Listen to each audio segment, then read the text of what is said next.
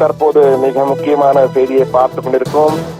பாகிஸ்தான் போர் நிறுத்தங்களை தொடர்ந்து மீறக்கூடியது பாகிஸ்தான் நாடு என்பது அனைவரும் அறிந்ததுதான். அந்த வகையிலே சற்று 5 மணியிலிருந்து அமலுக்கு வந்தது போர் நிறுத்தம், சண்டை நிறுத்தம் என்று கூறினார்கள். ஆனால் சண்டை நிறுத்தத்தை மீறி மீண்டும் தற்போது தாக்குதல்களை பாகிஸ்தான் ஆரம்பித்திருக்கிறது. எனவே இந்த பாகிஸ்தானுடைய தாக்குதல் காரணமாக இந்தியாவின் எல்லை பகுதியில் மீண்டும் ஒரு பதற்றமான சூழல் ஏற்பட்டிருக்கின்றதான் கூற வேண்டும். மின்சாரங்கள் ஒட்டுமொத்தமாக துண்டிக்கப்பட்டிருக்கிறது. அனைத்து இடங்களிலும் மின்சாரம் துண்டிக்கப்பட்டு சைரன் ஒலி எழுப்பப்பட்டிருக்கிறது. துரோன்கள் காஷ்மீர் முதல் குஜராத்தின் கட்ச் பகுதி வரை துரோன்கள் பார்த்திருக்கிறார்கள், மக்களும் பார்த்திருக்கிறார்கள், ராணுவம் பார்த்திருக்கிறது. அந்த துரோன்களை தடுத்து அழிக்கும் பணியிலே தற்போது ராணுவம் தீவிரமாக களமிறங்கியிருக்கிறது என்ற செய்தியும் வந்திருக்கிறது. போர் ஒப்பந்தத்தை மீறி, அதாவது சண்டை நிறுத்த ஒப்பந்தம் போடப்பட்டது. அந்த சண்டை நிறுத்த ஒப்பந்தத்தை பாகிஸ்தான் மீறி இருக்கிறது. இது மிக தெளிவாக அங்கு ஒரு குழப்பமான சூழல், யார் அங்கு தலைமையில் இருக்கிறார்கள் என்ற குழப்பம் தற்போது பாகிஸ்தான் ஏற்பட்டது என்று நினைக்கிறேன். அதனால்தான் இந்தியாவிடம் மீண்டும் வாள் ஆட்ட ஆரம்பித்திருக்கிறது. அந்த வாள் ஏற்கனவே ஒட்ட நறுக்கும் பணியில் இருந்தார்கள். ஆனால் கடைசி நேரத்தை கெஞ்சி சண்டை நிறுத்தத்தை கேட்டார்கள். தற்போது மீண்டும் அந்த சண்டை நிறுத்தத்தை மீறி பாகிஸ்தான் ஏவுகணைகளை வீசி வருகிறது, ட்ரோன்களை அனுப்பி வருகிறது. அதை தடுக்கும் பணியிலே தற்போது தீவிரமாக கிளம்பியிருக்கிறது இந்தியா. பிரதமர் அவசர ஆலோசனை நடத்த இருக்கிறார் என்ற தகவல் தற்போது நமக்கு கிடைத்திருக்கிறது. முப்படை தளபதிகள், அதே போன்று தேசிய பாதுகாப்பு ஆலோசகர் அஜித் தோவல் உள்ளிட்டோருடன் தற்போது அந்த ஆலோசனை தற்போது நடைபெற்றிருக்கு. எனவே ஆபரேஷன் சிந்தூர் மீண்டும் தொடரப்போகிறது என்று நினைக்கிறேன். தற்போது முக்கிய அதிகாரியுடன் பிரதமர் மோடி ஆலோசனை செய்து வருவதாக தற்போது நமக்கு உறுதிப்படுத்தப்பட்ட தகவல் கிடைத்திருக்கின்றன. அதே போன்று ஸ்ரீநகரிலே வெடிச்சத்தம் கேட்டது என மாநிலத்தின் முதலமைச்சர், அந்த யூனியன் பிரதேச முதலமைச்சரான அப்துல்லா தெரிவித்திருந்தார். ஆனால் அப்படி ஒரு சத்தம் இல்லை என இந்திய ராணுவம் தரப்பிலே கூறப்பட்டதாகவும் தகவல்கள் வந்து கொண்டிருக்கிறது. ஆனால் துரோன்கள் பறந்து சென்றதை பலரும் பார்த்திருக்கிறார்கள். திடீரென துரோன்கள் பாகிஸ்தான் எல்லையிலிருந்து வந்தது எப்படி என்றும், இதனால் அதை தடுத்து அழிக்கும் பணியை தற்போது தீவிரமாக ராணுவம் ஈடுபட்டிருக்கிறது. இந்நிலையில் தான் தற்போது குஜராத் ஹோம் மினிஸ்டர் தற்போது அங்கு துரோன்களும் குஜராத்திலும் துரோன்கள் கட்ச் பகுதியிலே பார்த்ததாக கூறியிருக்கிறார். கட்ச் வளைகுடா பகுதியில் துரோன்களை பார்த்திருப்பதாக அதிகாரப்பூர்வமாக குஜராத்தினுடைய ஹோம் மினிஸ்டர், உள்துறை அமைச்சர் தற்போது தெரிவித்திருக்கிறார். எனவே எல்லை பகுதி முழுவதும் தற்போது அந்த துரோன்களுடைய ஆதிக்கம் அவர்கள் அனுப்பி கொண்டிருக்கிறார்கள். அதை தடுத்து அழிக்கும் பணியிலே இந்திய ராணுவத்தினுடைய ராணுவ வீரர்கள் ஈடுபட்டிருக்கிறார்கள். அதாவது வான் பாதுகாப்பு கவசம் மீண்டும் செயல்படுத்த ஆரம்பிக்கப்பட்டிருக்கிறது. ஒட்டுமொத்தமாக எல்லை பகுதி முழுவதும் வான் பாதுகாப்பு கவசம் தற்போது ஆக்டிவேட் செய்யப்பட்டிருக்கிறது என ராணுவம் அறிவித்திருக்கிறது. எனவே துரோன்கள் ஏவுகணைகள் வந்தால் அவை தடுத்து அழிக்கப்படும். அதற்கான பணியிலே மிக தீவிரமாக இந்திய ராணுவம் ஈடுபட்டிருக்கிறது. எனவே மீண்டும் இந்திய ராணுவம் முழு வீச்சிலே களமிறங்கி பதிலடியை கொடுக்க ஆரம்பிக்கும் என்று எதிர்பார்க்கலாம். இந்த சூழ்நிலையில் தான் தற்போது ஏற்கனவே கூறியது போல பிரதமர் தலைமையிலே அவசர ஆலோசனை மீண்டும் நடைபெற தொடங்கி இருக்கிற தகவலும் வந்திருக்கிற ஒரு பக்கத்திலே. தற்போது ஸ்ரீநகர் முதல் குஜராத் வரை பஞ்சாபிலும் சில இடங்களில் துரோன்களை பார்த்ததாக கூறுகிறார்கள். ஆனால் எல்ஓசி அருகே பெரிய அளவுக்கு ஷெல்லிங், தற்போது அங்கும் துப்பாக்கி சூடு நடைபெற்றதாக முதல் தகவல் வந்தது. ஆனால் தற்போது அங்கு துப்பாக்கி சத்தம் ஏதும், வெடிகள் வெடிக்கும் குண்டுகளின் சத்தம் ஏதும் கேட்கவில்லை தற்சமயத்துக்கு என்ற தகவல் நமக்கு கிடைத்திருக்கிறது. ஆனால் பஞ்சாபிலும் சில பகுதிகளிலே மின்சாரம் நிறுத்தப்பட்டிருக்கிறது. அமிர்த்சர் பகுதியில், அதே போன்று பத்தான்கோட் பகுதியிலும் பத்திந்தா பகுதியிலும் தற்போது பிளாக் அவுட் என்ற அப்படிங்கிற மின்சார துடிப்பு நடத்தப்பட்டிருக்கிறது.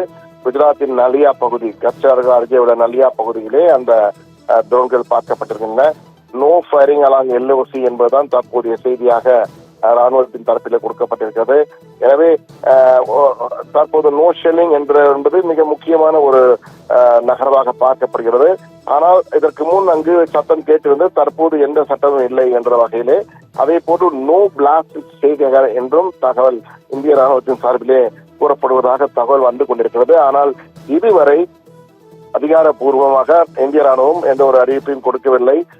ஆனால் அந்த ட்ரோன்களை பார்த்ததாகவும் அதை தாக்கி அழிக்கும் கனியை கண்டதாகவும் அங்குள்ள மக்கள் எல்லாம் தெரிவித்திருக்கிறார்கள். அது தொடர்ந்து நம்ம காட்சிகளாகவும் பார்த்துக் கொண்டிருக்கிறோம்.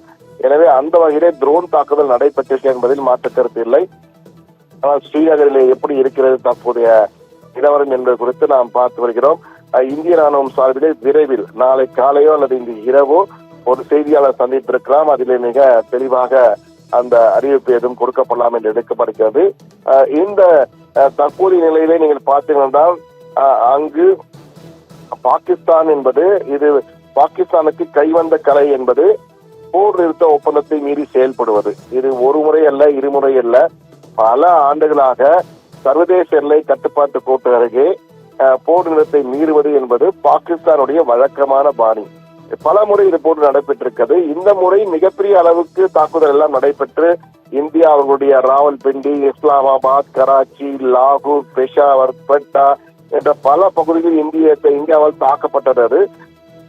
எனவே இந்த முறை பெரிய அளவுக்கு போர் நிறுத்தத்தை மீறமாட்டார்கள், சண்டை நிறுத்தத்தை மீறமாட்டார்கள் என்று எதிர்பார்க்கப்பட்டது. அதற்கேற்ப வேறு வழியின்றி பாகிஸ்தான் தான் அந்த கோரிக்கையை வைத்திருக்கிறது. இந்திய அதிகாரிடம் பேச போகிறோம் என கோட்டி அமெரிக்கா உள்ளிட்ட நாடுகளின் அழுத்தத்தின் பேரிலே அவர்கள் சண்டை நிறுத்தம் செய்கிறோம் என்ற வகையிலே ஒரு கோரிக்கையை முன்வைத்தார்கள். அந்த கோரிக்கையின் அடிப்படையில் தான் இந்தியா பேச்சுவார்த்தைக்கு சென்றது. பேச்சுவார்த்தையின் பொழுது அவர்கள் நாங்கள் சண்டை நிறுத்தத்தை கோருகிறோம் என கோரிக்கையை முன்வைக்கிறார்கள். வேறு வழியின்றி இந்தியாவும் சரி நாங்கள் அந்த சண்டை நிறுத்தத்தை ஏற்றுக்கொள்கிறோம் என்ற வகையில் அந்த சண்டை நிறுத்தத்துக்கு ஒப்புதல் கொடுக்கிறது இந்தியா.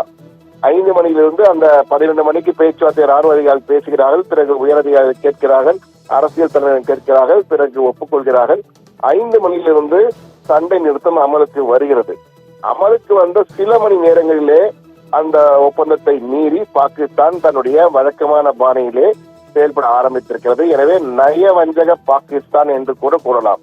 அந்த வகையில் தான் பாகிஸ்தானுடைய செயல்பாடுகள் இருந்திருக்கிறது தற்பொழுது. என்றால் போர் நிறுத்த ஒப்பந்தத்தை மீறுவது பாகிஸ்தானின் வாடிக்கையான வழக்கமான ஒரு பாணி. அந்த வகையில் தான் இந்த சண்டை நிறுத்தத்தையும் அவர்கள் மீறியிருக்கிறார்கள். ஆனால் அதிலே அவர்களுக்கு பதிலடி சாதாரணமாக இருக்கும். ஆனால் இதிலே அவர்களுக்கு பதிலடி மிகப்பெரிய அளவுக்கு இருக்கும் என்பதிலே மாற்று கருத்தில்லை. என்றால் ஏற்கனவே அவர்கள் செய்த ஒவ்வொரு தவறுக்கும் பதிலடி கொடுக்கப்பட்டிருக்கிறது. பகல்காம் பயங்கரத்திற்கு 26 பேரின் உயிரை குடித்தார்கள், பழி வாங்கினார்கள் அவர்கள் தீவிரவாதிக்கு உதவி அந்த தீவிரவாத குழுக்கள் மூலமாக.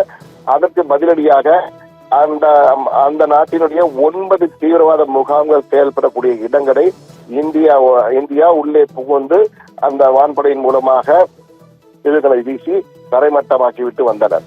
அதை பார்த்து ஆடி போன பாகிஸ்தான் அங்கிருந்து ட்ரோன்களையும் ஏவுகணையும் ஃபதா 1, ஃபதா 2 போன்ற ஏவுகணை எல்லாம் வீசியது. ஆனால் இந்திய வான் தடுப்பு கவசம் மிக சிறப்பாக செயல்பட்டு X-400 அந்த வான் பாதுகாப்பு கவசம், ஆகாஷ் ஏவுகணைகள், பிருத்வி ஏவுகணைகள் என அவற்றை தடுத்து மேம்பட்ட ஏவுகணை திட்டம் ஆகியவற்றின் மூலமாக அந்த ஏவுகணைகள் எல்லாம் ட்ரோன்கள் எல்லாம் அடித்து நொறுக்கப்பட்டு இதை வான் வெளியிலேயே இடையிலேயே மறித்து அழிக்கப்பட்டன என்பது அனைவரும் அறிந்ததுதான். இந்த நிலையில்தான் தற்போது மீண்டும் அந்த சண்டை நிறுத்தத்தை மீறி தற்போது வாலாட்ட ஆரம்பித்திருக்கிறது. ஆனால் இந்த வாலாட்ட ஆரம்பித்ததை பார்க்கும்பொழுது நிச்சயமாக பாகிஸ்தான் மிகப்பெரிய பதிலடியை இந்தியாவிடம் வாங்கப் போகிறது என்பதை மட்டும் நம்மால் உணர முடிகிறது. இந்த நிலையில் ஏர் டிஃபென்ஸ் யூனிட்ஸ் ஆக்டிவேட்டட் இன் ஸ்ரீநகர் என்ற வகையிலே தற்போது ஒரு தகவல் வந்திருக்கிறது. பாகிஸ்தான் தான் இந்த சண்டை நிறுத்தத்தை கேட்டார்கள். ஆனால் தற்போது சில மணி நேரங்களில் அவர்களே அந்த சண்டை நிறுத்தத்தை மீறுகிறார்கள் என்றால் பாகிஸ்தானிலே மிகப்பெரிய உச்சக்கட்ட அரசியல் குழப்பமும் ராணுவத்தின் மூலம் ஒரு குழப்பமும் ஏற்பட்டிருக்கு என்பதை அறிய முடிகிறது.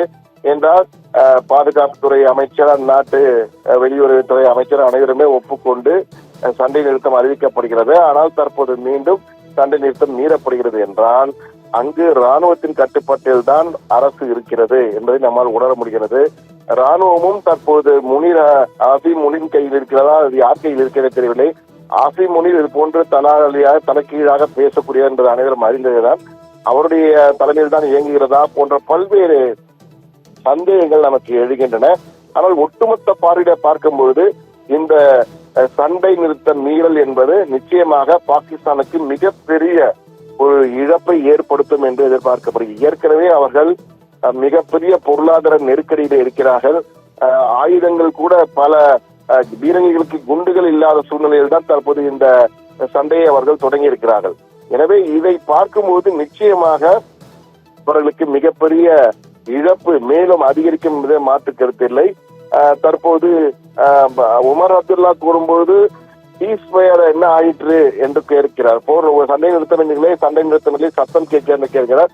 ஆனால் தற்போது சத்தம் ஏதும் இல்லை என இந்திய ராணுவம் சொல்கிறது. ஆனால் பல இடங்களிலே ட்ரோன்கள் பறந்து வந்ததை அனைவரும் பார்த்திருக்கிறார் என்பதும் ஒரு பக்கம் வந்து கொண்டிருக்கிறது. எனவே தற்போதைய நிலையிலே ஏதோ ஒன்று நடந்திருக்கிறது. அது என்னவென்று முழுமையான தகவல் வரவில்லை. அது செய்தியாளர் சந்திப்பின் போதுதான் ராணுவம் தெளிவாக நமக்கு அறிவிக்கும் என்று எதிர்பார்க்கலாம். இன்றைய நிலையில் தற்பொழுது நிச்சயமாக அந்த பகுதி முழுவதும், அதாவது ஜம்மு காஷ்மீரை ஆரம்பித்து ராஜஸ்தான், பஞ்சாப், ராஜஸ்தான், குஜராத்தின் கட்ச் வளைகுடா பகுதி வரை தற்பொழுது பல இடங்களிலே பிளாக் அவுட் என்ற வகையிலே தற்போது மின்சாரம் துண்டிக்கப்பட்டிருக்கிறது. மின்சாரம் துண்டிக்கப்பட்டது மட்டுமில்லாமல் தற்போது அந்தந்த எல்லை பகுதியில் உள்ள மாவட்டங்களுடைய ஆட்சியர்கள் பொதுமக்கள் யாரும் பீதி அடைய வேண்டாம், ஏற்கனவே உங்களுக்கு ஒரு சொல்லிக் கொடுக்கப்பட்ட அந்த ஷெல்டர்கள் அந்த இடங்களில் தஞ்சம் அடைந்து கொள்ளுங்கள், எந்த ஒரு பிரச்சனையும் பயப்பட வேண்டிய அவசியம் இல்லை, உரிய பதிலடை கொடுக்கப்படுகிறது, எனவே தேவையின்றி பயப்பட வேண்டாம், தைரியமாக இருக்க வேண்டும் என்ற வகையிலே தெரிவித்திருக்கிறார்கள். தற்பொழுது பாட்டியாலா போன்ற இடங்களிலும் தற்போது பிளாக் அவுட் என்று அதாவது மின்சாரம் துண்டிக்கப்பட்டிருக்கிறது. எனவே ஏதேனும் ட்ரோன்களோ அல்லது ஏவுகணைகளோ வந்தால் மீண்டும் திருப்பி தாக்கப்படும் என்ற வகையில் இருக்கிறது. பாட்டியாலா, பசிலிக்கா போன்ற இடங்களில் தற்போது அந்த மின்சார துண்டிக்கப்பட்டு உரிய பாதுகாப்பு நடவடிக்கைகள் எடுக்கப்பட்டிருக்கின்றன என்ற தகவல் நமக்கு கிடைத்திருக்கிறது. ஏனென்றால் தற்போது ஒட்டுமொத்த பார்வையில் பார்க்கும் பொழுது இந்த செயலுக்கு பாகிஸ்தான் நிச்சயம் பொறுப்பேற்க வேண்டும். சர்வதேச சமூகம் நிச்சயமாக பாகிஸ்தானை கேள்வி கேட்கும். என்றால் மிகப்பெரிய ஒரு நயவஞ்சக செயலே பாகிஸ்தான் ஈடுபட்டிருக்கிறது. இது எந்த வகையான ராணுவ தந்திரம் என்று தெரியவில்லை. என்றால் சண்டை நிறுத்தத்துக்கு ஒப்புக்கொள்கிறோம் என்று ஒரு பக்கம் தெரிவித்துவிட்டு மறுபக்கத்திலே சண்டையை மீண்டும் தொடங்குவது என்பது எந்த வகையிலும் ஏற்புடையது அல்ல. இது மிகப்பெரிய நயவஞ்சக செயல். இதற்கு பாகிஸ்தான் நிச்சயம் பதில் சொல்லியே ஆக வேண்டும் என்பதில் மாற்று கருத்து இல்லை. இது மிக முக்கியமான ஒரு புள்ளி. அடுத்ததாக இரண்டாவதாக நாம் பார்க்கிறது மிக முக்கியமாக, தற்போது பாகிஸ்தான் அரசியல் தலைமையின் கீழ் செயல்படுகிறதா அல்லது ராணுவத்தின் கீழ் செயல்படுகிறதா என்ற கேள்வி தற்போது வந்திருக்கிறது. ராணுவ ஆட்சி ஒருவேளை பாகிஸ்தானில் அமலாகிவிட்டதோ என்ற சந்தேகம் பலருக்கு வரலாம். என்றால் அரசியல் தலைமையின் கீழ் தான் இந்த ஒப்பந்தம் செய்யப்பட்டு ராணுவ அதிகாரிகள் பேசி அதன் பின் சண்டை நிறுத்தும் என அதிகாரப்பூர்வமாக அறிவிக்கப்படுகிறது. அது பாகிஸ்தானுடைய அமைச்சரும் கேபினெட் அமைச்சரான பாதுகாப்புத்துறை அமைச்சர் அவரும் அறிவிக்கிறார். அவர் அறிவித்த பிறகும் தற்போது இது போன்ற ஒரு செயலை பாகிஸ்தான் நடத்தியிருக்கிறது என்றால் அரசியல் தலைவரின் கீழ் பாகிஸ்தான் இல்லை, சட்ட ரீதியாக அங்கு ஆட்சி இல்லை, அங்கு ராணுவ ஆட்சி தான் நடைபெறுகிறதோ என்ற ஒரு சந்தேகத்தை எழுப்புகிறது. இதை நாம் மட்டுமல்ல, பல்வேறு சர்வதேச அரசியல் நோக்கர்கள் அவர்களும் இதே கருத்தை தான் தெரிவிக்கின்றார்கள். என்றால் தற்போதைய நிலைமை பாகிஸ்தான் அப்படித்தான் இருக்கிறது என்பதுதான் யதார்த்தமாக இருக்கிறது. இந்த பாகிஸ்தானுடைய இந்த திடீர் தாக்குதலை தொடர்ந்து, ட்ரோன் தாக்குதலை தொடர்ந்து தற்போது எல்லை பகுதி முழுவதும் வான் தடுப்பு பாதுகாப்பு கவசம் போடப்பட்டிருக்கிறது. அந்த எதிர்வரும் ட்ரோன்களாகட்டும், ஏவுகணைகளாகட்டும் அல்லது விமானங்கள், போர் விமானம் வந்தாலும் அவற்றை தடுத்து நிறுத்துவதற்கான அனைத்து வகையான செயல்களும் தற்போது அங்கு தயார் நிலையில் இருக்கின்றன. இந்திய ராணுவம் மீண்டும் முழு வேகத்திலே விழிப்புடன் செயல்பட ஆரம்பித்திருக்கு என்பதை நம்மால் உணர முடிகிறது. என்றால் அந்த சீஸ்ஃபயர் வயலேஷன் என்ற வகையிலே சண்டை நிறுத்தத்தை மீறி செயல்பட ஆரம்பித்திருக்கிறது. எனவே உரிய நடவடிக்கை எடுக்கப்படும் என்றுதான் எதிர்பார்க்கப்படுகிறது. தற்பொழுது ஏர் டிஃபென்ஸ் சிஸ்டம் அப் இன் ஜம்மு, காஷ்மீர், ராஜஸ்தான், பஞ்சாப், குஜராத் என அனைத்து இடங்களிலும் தற்போது இந்த வான் தடுப்பு கவசம் செயல்படுத்தப்பட்டிருக்கிறது, முழு வேகத்திலே இயங்கிக் கொண்டிருக்கிறது. எனவே அதற்கான தகவல்களை இந்திய ராணுவத்திலிருந்து வரும் தகவல்கள் நமக்கு உறுதிப்படுத்துகின்றன.